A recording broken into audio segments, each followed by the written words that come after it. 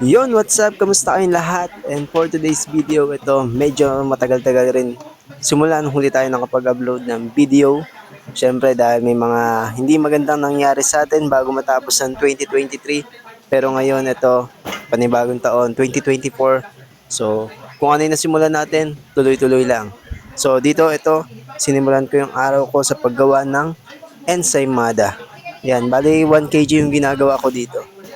So, before kasi, nung mga unang gawa ko dati ng ensaymada, parang every other day yung gawa ko. Kasi hindi kagad ganun, kabilis na uubos. Pero nakakatawa kasi itong mga nakaraang month, like nung month ng December 2023, halos araw-araw na talaga akong gumagawa ng ensaymada. Which is good thing para sa amin kasi ibig sabihin nun, uh, fast moving na yung ensaymada namin, araw-araw na siya talaga nauubos at mabilis talaga siya maubos. So dito sa 1 kg, alam niyo naman na to, ang nagagawa ko dito is nasa 26 pieces lagi. Always yun, pare-parehas 26 pieces. So dito maglalagay na ako ng dalawang 1/3 cup ng washed sugar, tapos 1 teaspoon ng iodized salt. Yan. Tapos ang ginagamit ko nga pala dito, tubig at milk. Sa milk po, ang ginagamit ko is yung evaporated milk. Sa tubig is 300 ml, sa evap naman is 200 ml. So, hahatiin nyo lang naman yan. Kung gusto nyong half batch lang yung gagawin nyo, 500 grams ng all-purpose flour, pwedeng pwede yon. Tapos yan, pagkalagay ko ng tubig, hinalo ko lang muna ng bahagya yung gitna para matunaw yung ating sugar and salt. Tsaka ko ilalagay yung evaporated milk natin. Yan. So before nakapag-share naman na ako ng video nito, pero ito parang ano lang to.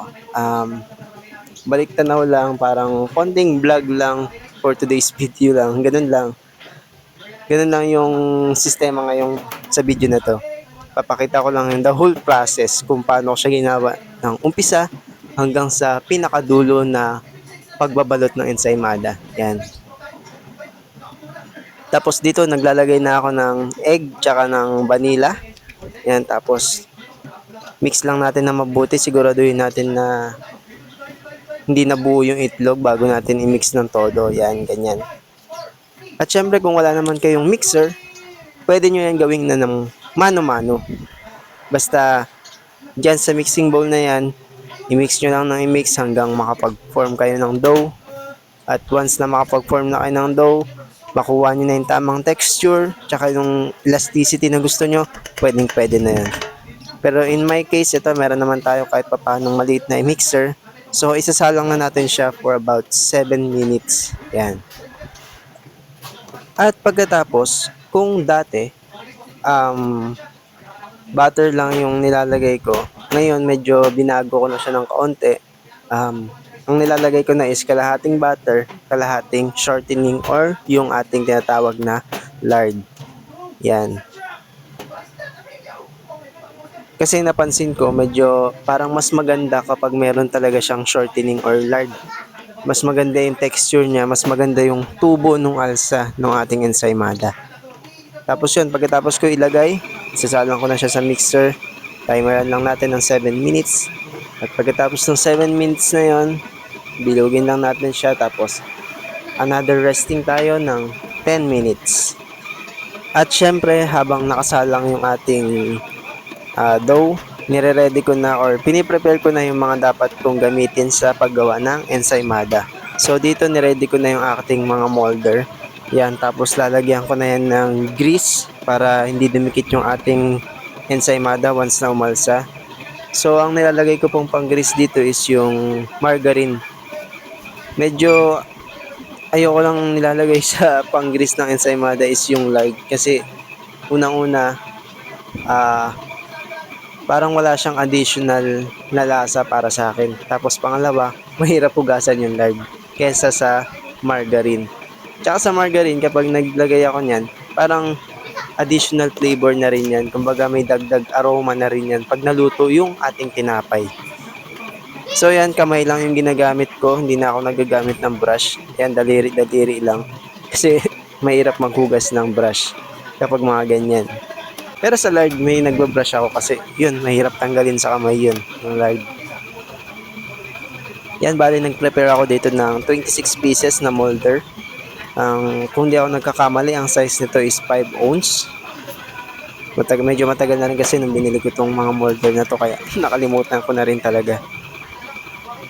Tapos yan, piniprepare ko na yung paglalagyan or yung pag-restingan ng ating dough once na matapos tumamix. Tapos yan, yung nilagay ko dyan sa table, yung butter lang din yan. Nga pala, sa mga nagtatanong, ang ginagamit ko pong butter kapag nagmimix ako ng dough is yung butter cup. Pero kapag gagawa naman ako ng buttercream ng ensaymada, ang ginagamit ko po is yung golden crown. Yan.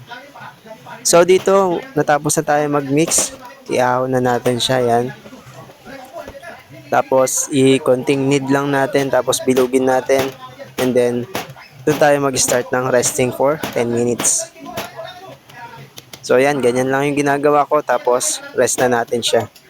Pero wag niyong pakalimutan na lagyan sa ibabaw ng butter or oil para hindi lang siya mag-dry.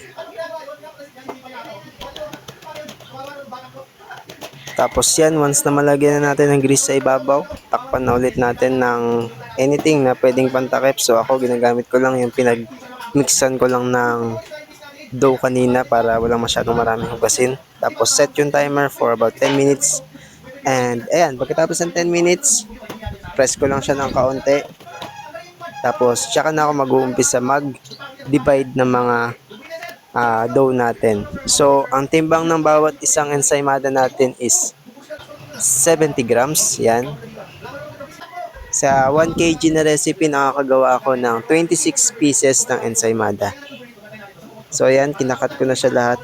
Bali, tinitimbang ko talaga siya isa-isa kasi hindi pa ako ganun kabihasa yung tansyahan lang. Kasi syempre, konting batch lang naman yung ginagawa ko. Magandang idea yung tansyahan na ganun kapag kabisado mo na talaga, tsaka kapag maramihan na yung gawa mo. So yan, tapos ko nang bilugin lahat, tapos ko na i-mold lahat ng ensaymada natin. At nailagay ko na rin siya sa molder. Diyan na mag-i-start yung ating, kumbaga, second proofing natin. So i-rest ko yan, papaalsahin ko yan ng 1 hour and 30 minutes. Yan. At after nga ng 1 hour and 30 minutes, ito, chinek na natin yung ating ensaymada. At sa tingin ko, okay na siya kasi umabot na yung mga edges niya dun sa may molder natin. Tapos itong cheese donut, hindi pa pwede, kaya in-extend ko pa yan. Tapos nagpainit na rin nga pala ako ng ating oven dito, preheated oven. Sasalang natin siya sa 180 for more or less 15 minutes. Pero kadalasan hindi naman natatapos yung 15 minutes na yun. Minsan umabot ng 15 minutes, minsan hindi naman. So ayan, sinalang ko na siya dyan. Yan. Tapos ito na yung itsura niya kapag naluto na siya. Yan. Tapos nakapag-mix na nga rin pala ako ng ating buttercream habang hinihintay ko siya maluto kanina. Hindi ko na nga lang talaga na-videoan. So ayan, isa-isa ko muna siyang pinapahiran.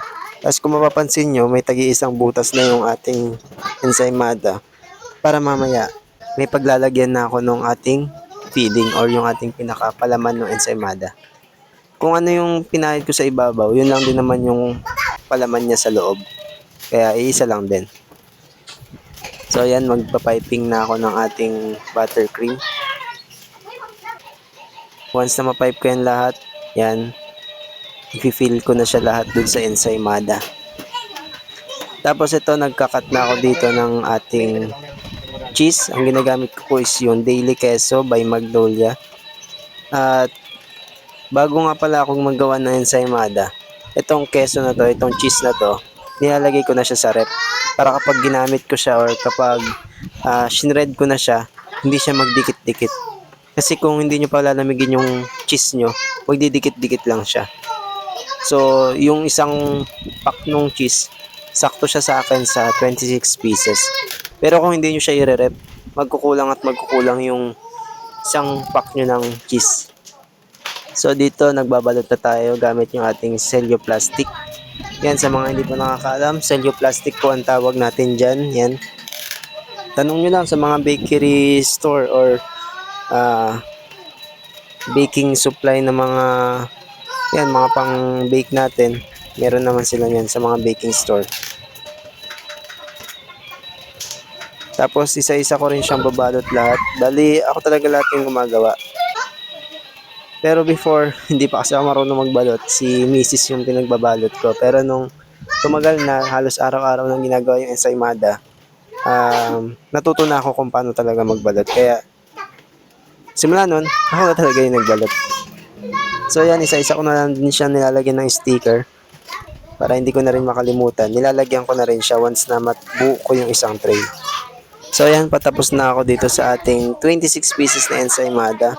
Bali pagkatapos nito, may gagawin pa tayong cheese donut tsaka cinnamon roll. Inuna ko lang tong ensaymada talaga. At kung nagustuhan nyo ang video na to, huwag kalimutang sumuporta. Please follow, like, and share. Yun lang.